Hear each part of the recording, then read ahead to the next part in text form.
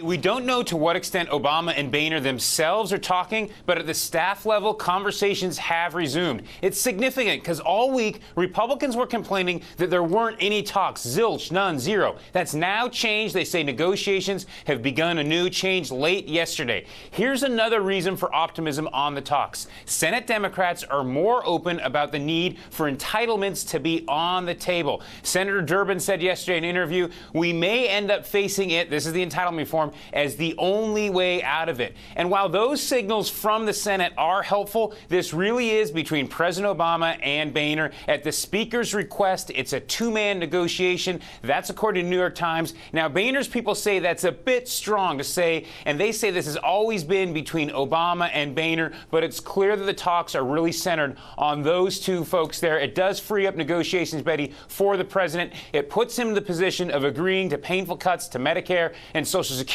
that many in his party want to avoid. It just makes this a neater negotiation. Betty? And Hans, what about this new part of the fiscal cliff, which is raising the debt ceiling and making that part of the president's power?